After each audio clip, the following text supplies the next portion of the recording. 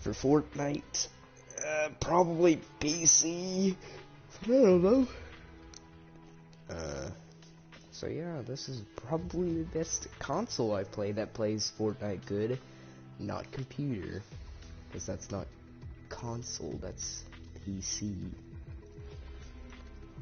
What's this? PS5.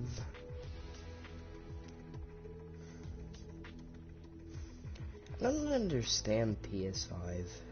Like, why are they switching after 6 years of the PS4? Sony's battling to keep the PS5 price down. Yeah, because the PS4 was $300, $400 at launch. PS5 cost $450 to manufacture, driving up to Sony's next-gen console price. It better not be $500. Sony can't build a PS5 for less than $450. I already know that. Is this really Sony's crazy design? The PS4, like the Slim Edition, that looks slick. But if the PS5 is gonna look weird, I don't know. The Xbox One at launch with its $400 price tag, but the PS5 might not quite as affordable. I don't know. 40 terabyte TB drives and 128 TB capabilities. 1,000 gigabytes. Oh, wow. The highlight is that pre-orders will be available from March 2020, according to TIP. US gamers will place PS5 pre-orders using PlayStation's recently launched online direct purchase store. The leak hasn't been confirmed, so we should handle it with a request dot of salt. Okay. When can I pre-order? What?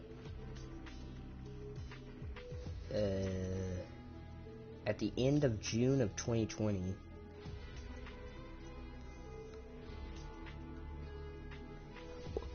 Why would I want, like, a PS5 if I have a PS4? Yeah, I don't think I'm gonna upgrade really fast. I probably won't, because my shelves are running out of room for consoles. I mean, good lord. I'm gonna get an Atari 2600 in probably a couple months and stuff. I don't know where to put that thing. If it's the older model, I'll be very surprised. But should you get the PS5? If you want to, yes. If you don't want to, or if you just really love the PS4, and then your friend has the PS5, and he wants you to come over. So you come over there, and then the PS5 sucks. What if it sucked? Like, what if it couldn't even have HDMI cables? What if it had a new cable that none of the TVs have? None of your TVs at all. And you'll be mad. I mean, come on, it's HDMI. Yeah, I don't think we should switch very good. I mean, launch date consoles, they're not good. In fact, they have way more errors than what they should do after they were launched. Like, in the middle of their life cycle, they kind of have a little bit of errors, but at launch, errors a lot. I mean, just look at the Nintendo Switch. It was hyped. It was hyped when it was leaked, when the Wii U was starting to die off. But when it came out, everyone hated it because it would always freeze and The controllers would drift. The controllers still drift no matter what you do. That error is still there. The freezing mechanics is now gone because they updated it many times, like so many times that I couldn't even play, you know, Super Mario Odyssey. Like, I got it for Christmas, like Super Mario Odyssey, and completed it in one day. All 999 moons. And I couldn't play it anymore because the system had to update multiple times. But it was connected to the internet. So, what's the deal? I don't know, man. But yeah, what do you think the PS5 will have? I'm sure it won't have any of Epic Games' games on it. Apparently the CEO of Epic Games stated that he does not like putting his old work in new consoles. I mean, Fortnite will probably go into the PS5. Who knows? Maybe you can run it in 5K if that's a possible thing. 5K Fortnite. Yeah. Maybe we'll get, like, I don't know, Steam. What if Steam was a thing on PS5 and we could download Team Fortress 2? What if Valve comes to the realization that TF2 should be ported onto the PS4 for free? Because it is free to play. I mean, good lord. Five Nights at Freddy's Freddy Fazbear's Pizzeria Simulator, or FNAF 6, is free to play on Steam, but on mobile it costs $3. I'm not gonna pay you $3 for a game I can play on PC. Even though the mobile game does kind of suck. I mean, it was made by ClickTeam Fusion, $100 game engine. Usually Fortnite's game engine and many others cost about $1,000. So they're looking at $1 million budget for a video game. And creating these 3D models isn't easy. You don't get them for free. You have to pay to make them. And the sharp edges on the models just the tries. It may look smooth, but really, it's kind of not. But that's the thing about tries and polygons. They're not smooth some of the time. Like that thing. It's using a texture, but it doesn't look smooth. And the fur isn't a texture at all. In fact, it's a complete different model. It may look like a texture, but when you go to the other side, it is completely a model. But when you go deeper in, it's just texture work.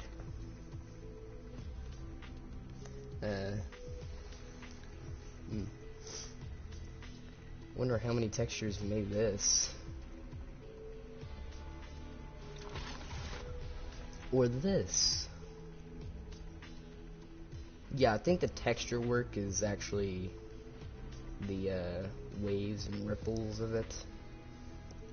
And this is just complete tries and polygons, then textures that change color.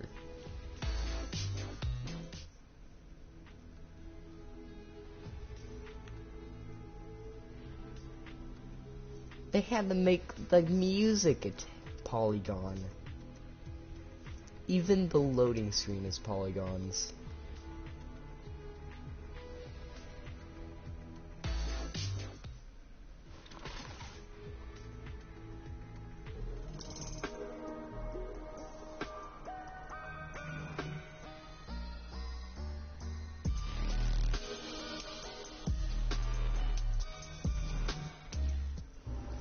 I wonder how much that cup takes. What about this?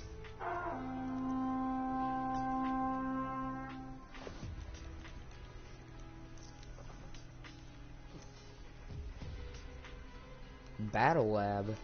Oh yeah, Playground mode's replacement is Battle Lab. So yeah. So if you want to play VR, in probably PS4 and stuff, get the PS4. But there probably won't be a PSVR for PS5. Like the PS5 may have the camera and the hookup for the PSVR, but I'm not sure and certain that will be the case. Because I'm not gonna pay a lot of money to play a PS5 game. And one of my friends told me that PS5 is going to port every single PlayStation game ever made. Like Crash Bandicoot on PS1. Or Doom. But Doom's on PS4 though. Digital. How about you just... And plus, why would the discs be digital? I mean, PS4 is kind of weird. Like, when you put the disc in, you automatically get the digital version.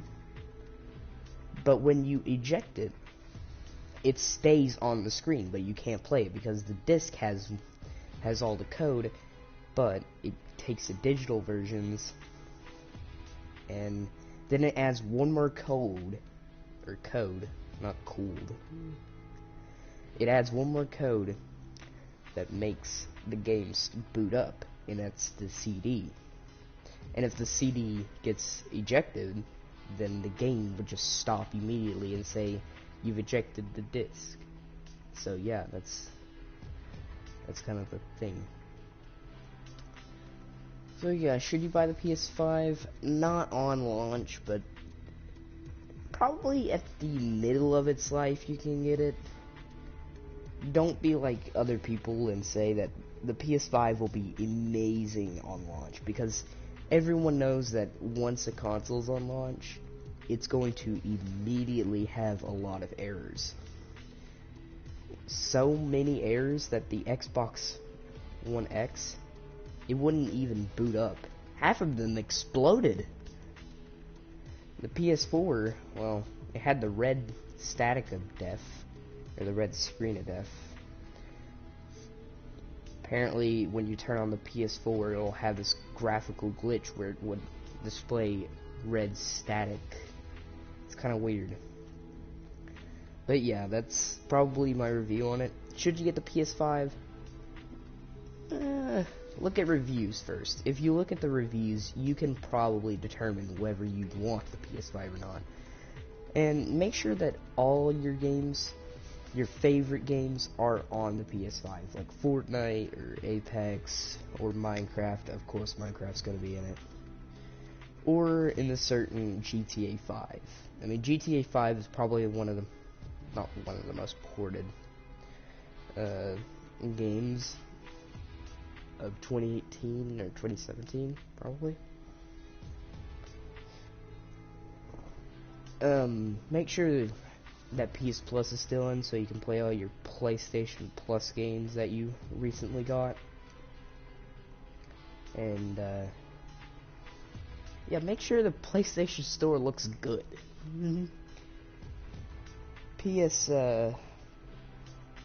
PlayStation Store on PS4 was but it's still good. And make sure that PSVR works with PS5, because you don't want to purchase a $300 PSVR system and not have it work on your PS5, and you ripped your receipt, so you can't return it. So you have to bust out the old PS4.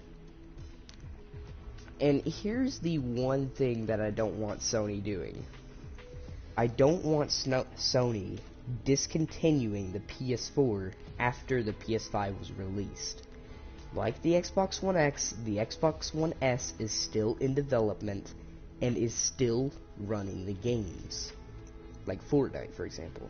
And you can still be online no matter what. But if the new Xbox system comes out, like probably an Xbox 2 or something.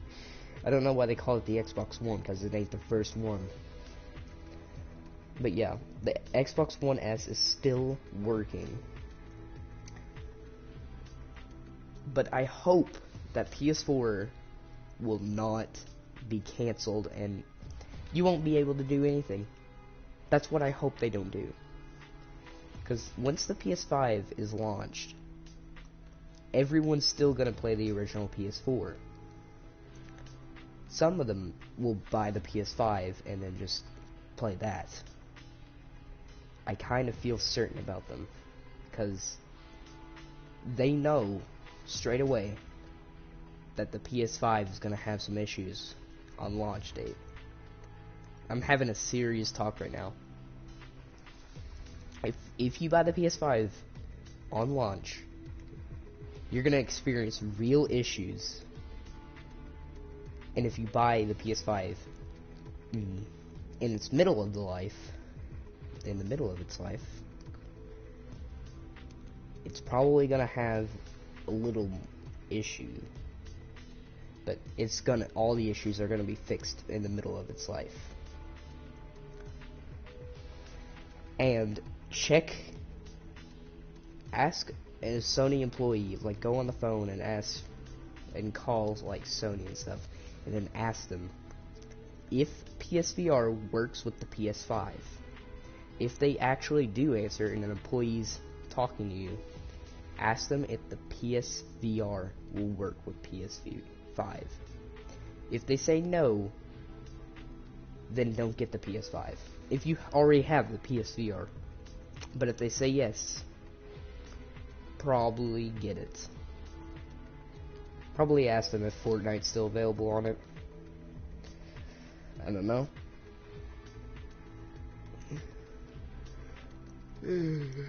Well, I'm tired already. I'll see you guys in the next stream. But I'm certain I'm not gonna get the PSVR. No, I'm certain I'm getting the PSVR. I'm just not actually tempted to get a brand new console. Because the PS4 is still good, no matter what. It's still amazing to play. And half of the games, you don't even have to have PlayStation Plus, like Fortnite and Rec Room, since all of those games require internet. Some games do require internet and PS Plus to play.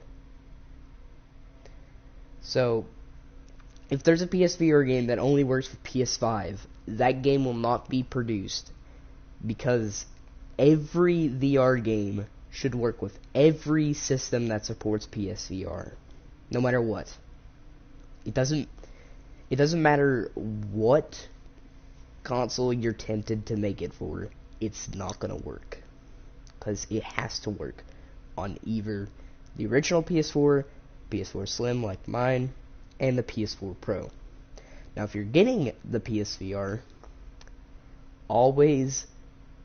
you don't have to have the PS4 Pro. You can have the old original model and it will still work. It's just that the PS4 Pro has some graphical glitches, like some type of graphics that's been updated, but it's not too bad. No one that casually plays the game has mentioned anything about graphics updated or not. So don't be certain that you need PS4 Pro immediately if you get PSVR. So don't do that. See you guys in the next stream. We'll play probably Rec Room again.